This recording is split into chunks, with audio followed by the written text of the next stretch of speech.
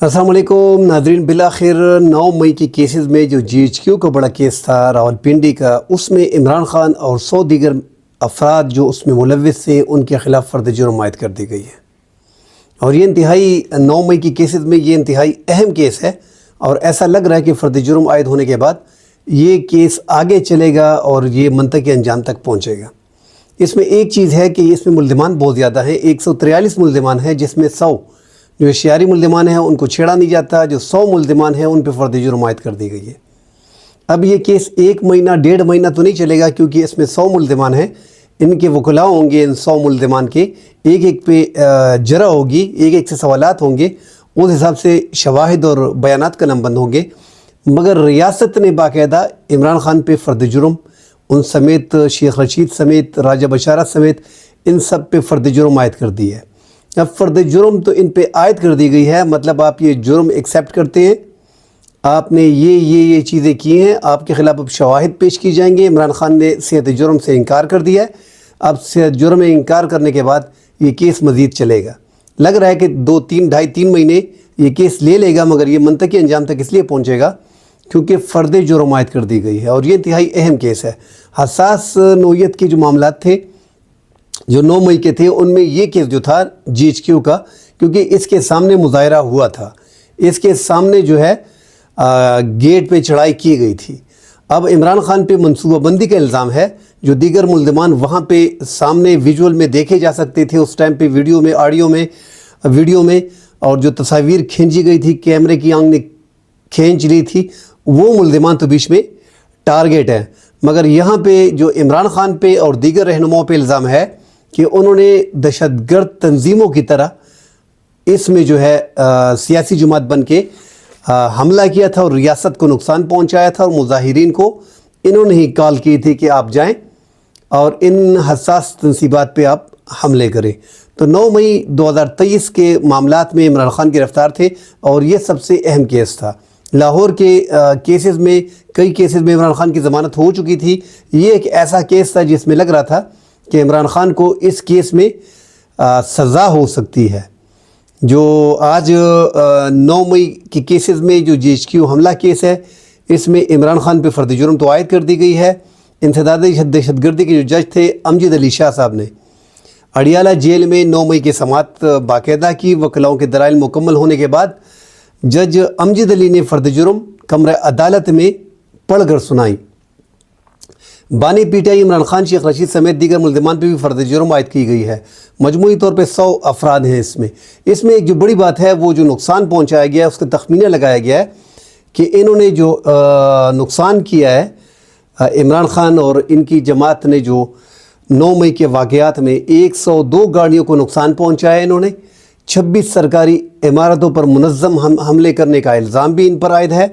फ़र्द जुर्म में कहा गया है कि सानहा 9 मई में 661 करोड़ 56 लाख रुपए की मजमूई नुकसान का तखमीना लगाया गया है कि ये नुकसान आप लोगों ने रियासत का किया है।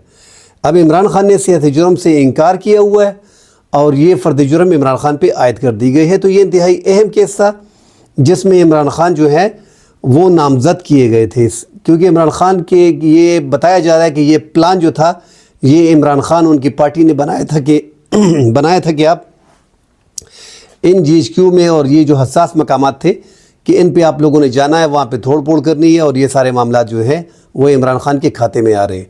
अब 26वीं आईनी तरामीम हमने देखी है कि कानून को किस तरफ एग्जेक्टिव के अंडर किया गया है, आईनी बेंच बनाया गया है, सुप्रीम कोर्ट के 3 नंबर के जज को उठा के चीफ जस्टिस बनाया गया है, 4 नंबर की जज को उठा के आईनी बेंच का सरबराह बनाया गया है। तो अदालतें इस टाइम पे एग्जेक्टिव के अंडर हैं, और लोअर कोर्ट जब आपकी सुप्रीम कोर्ट और हाई कोर्ट, आला अदलिया जब एग्जेक्टिव के अंडर हो जाती है, या वो जब ये 26वीं आईनी तरामीम थी भी नहीं, और जजेस के मूड को देख के लोअर जो जुडिशरी होती है, लोअर कोर्ट्स होते हैं, वो देखते हैं। अब तो मुकम्मल तौर पे हुकूमत के कंट्रोल में है, तो अब मातहत अदालतें जो हैं वो आसानी से जितने भी फ़ैसले हैं वो ख़िलाफ़ दे सकेंगे और आगे उनको डिफेंड भी किया जा सकेगा। इस केस में आगे जाके अगर शहादतें ज़्यादा पेश नहीं होती, फ़र्ज़ करें ये 100 अफराद के ख़िलाफ़ जो है फ़र्द जुर्म आयद की गई है, जिसमें सीनियर रहनुमा भी हैं इमरान खान, शेख रशीद, राजा बशारत, ایسے لیڈران بیچ میں ہیں.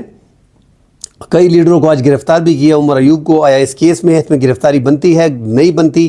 فرد جرم عائد ہونے سے گرفتاری کا کوئی تعلق نہیں ہے، مگر چونکہ یہاں پہ راجہ بشارت کو گرفتار کر لیا گیا ہے. شیخ رشید نے آج عمران خان سے ملاقات کی ہے، ان سے ملے ہیں اور انہوں نے کہا کہ آپ کھڑے رہیں، تو یہ بڑی بات تھی.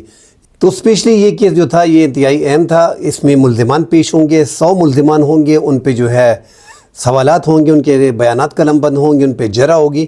تو یہ ذرا آگے جا کے لمبا چلے گا یہ کیس. اگر شہادتیں باقاعدہ پیش نہیں ہوتی اس میں، بعض ملزمان جو ہیں وہ پھر اپنے لیے درخواست دے سکتے ہیں بیل کے لیے. آج 2 اہم کیسز ساتھ اور بھی تھے.